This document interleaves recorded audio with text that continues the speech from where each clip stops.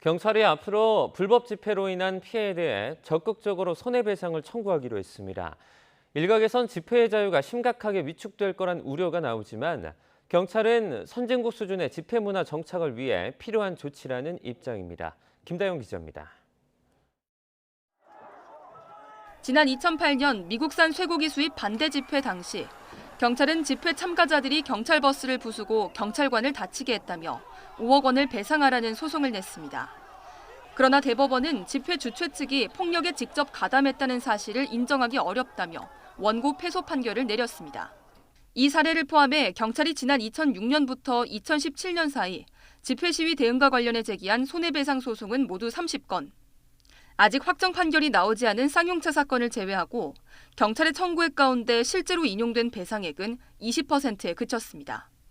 그러다 지난 2018년 경찰 개혁위가 집회 시위의 자유를 위축시켜선 안 된다는 취지로 손해배상 청구에 신중할 것을 권고한 뒤론 소송 제기가 없었는데 최근 기조가 180도 바뀌었습니다. 집회 시위 때 불법 행위로 인한 피해에 적극적으로 손해배상을 청구하겠다고 밝힌 겁니다.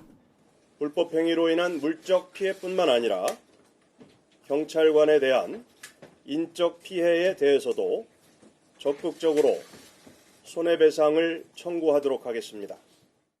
형사처벌만으로는 경찰관의 신체적, 정신적 피해, 기물파손에 대한 피해를 보상할 수 없는 데다가 선진국 수준의 평화시위 문화를 정착시키려면 손해배상이 필요하다는 설명입니다.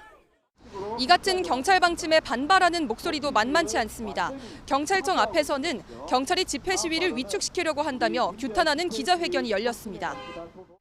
이들은 집회 자유를 행사한 국민에게 손해배상을 청구하겠다는 것은 돈 내고 기본권을 행사하는 것이라고 비판합니다.